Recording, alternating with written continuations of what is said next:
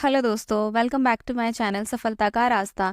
आज मैं आपसे डिस्कस करूंगी पीई रेशो के बारे में। पीई रेशो कितना फायदेमंद है या फिर कितना नुकसान हो सकता है। पीई रेशो क्या होता है? पीई रेशो का मतलब होता है प्राइस अपॉन अर्निंग। मतलब आपको कितनी अर्निंग के लिए अपने कितने पैसे देने हैं। चलिए इसे एग्जाम्पल के थ्रू समझते हैं।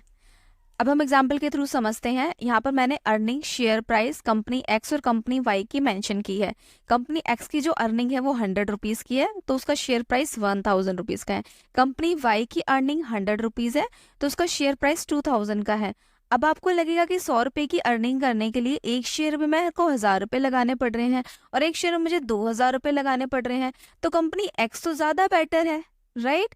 तो यहाँ पर अब हम इसे समझते हैं कि कौन सी कंपनी ज्यादा बेटर रहेगी। तो यहाँ पर अगर हम कंपनी एक्स को देखें तो यहाँ पर आपको 100 रुपीज की अर्निंग करने के लिए 1000 रुपीज इन्वेस्ट करने हैं। मतलब 1000 डिवाइडेड बाय 100 10 रुपीज का इसका पी रेशो है।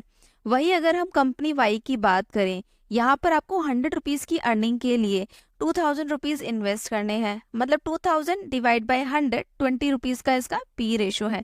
यहाँ पर आपको कंपनी एक्स चीपेस्ट लगेगी कि कम पैसे इन्वेस्ट करके आप अच्छी अर्निंग कर सकते हैं, जबकि सिर्फ पी रेशियो पर ही ध्यान नहीं देना चाहिए, आपको कंपनी के सेल्स और प्रॉफिट पर भी ध्यान देना चाहिए। अब हम इसे समझते हैं। Company X company Y, first year second year third year. First year की जो अर्निंग है वो 80 रुपीज है, नेक्स्ट ईयर उसकी अर्निंग होती है 90 रुपीज और उसके नेक्स्ट ईयर उसकी अर्निंग होती है 100 रुपीज। जबकि कंपनी वाई की फर्स्ट ईयर अर्निंग है 620 रुपीज और नेक्स्ट ईयर अर्निंग है 60 रुपीज और उसके नेक्स्ट ईयर उसकी अर्निंग होती है 100 रुपीज, राइट। तो फर्स्ट केस में कंपनी एक्स फर्स्ट ईयर में 80 रुपए अर्न करती है और सेकेंड ईयर 90 रुपीज अर्न करती है और इसी रेशियो में थर्ड ईयर 100 रुपीज अर्न करती है। तो हम ये एक्सपेक्ट करेंगे कंपनी इसी तरह अपनी अर्निंग करेगी। कंपनी की ग्रोथ स्लो है। यहाँ पर अगर आप देख रहे हैं कि 10% के अकॉर्डिंग अप्रोक्सीमेट इसकी ग्रोथ हो रही है, मार्केट इसे लो पी दे रहा है, राइट। दूसरे तरफ कंपनी वाई, इसका फर्स्ट ईयर का जो प्रॉफिट है वो 20 रुपीज अर्न है, लेकिन सेकेंड ईयर ये 60 रुपीज अर्न करती है और थर्ड ईयर ये 100 रुपीज अर्न करती है।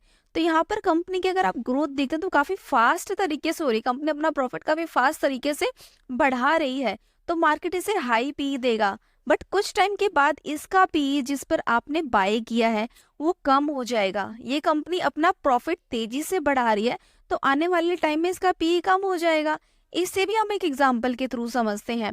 मान लीजिए एक स्टॉक का प्राइस है 100 रुपीज और उसकी जो अर्निंग पर शेयर है 5 रुपीज है, तो उसका पी क्या आएगा? 100 रुपीज डिवाइडेड बाय 5, मतलब उसका जो पी रेशो है वो 20 रुपीज का रहेगा। और अगर दूसरे केस में उसकी जो अर्निंग है वो अर्निंग पर शेयर है वो 10 रुपीज हो जाती है, तो उसका पी 10 रुपीज हो गया, क्योंकि 100 रुपीज डिवाइडेड बाय 10। वहीं पर अर्निंग पर शेयर उसकी 20 रुपीज हो जाती है, तो उसका पी 5 रुपीज हो गया, 100 रुपीज डिवाइडेड बाई 20। अगर कंपनी अपने प्रॉफिट को तेजी से बढ़ाती है तो आप देख सकते हैं कि उसका जो पी जिस पे आपने लिया था उस पर कोई फर्क नहीं पड़ता, क्योंकि कुछ टाइम के बाद कंपनी का पी कम हो जाएगा प्रॉफिट मल्टीप्लाई होने की वजह से।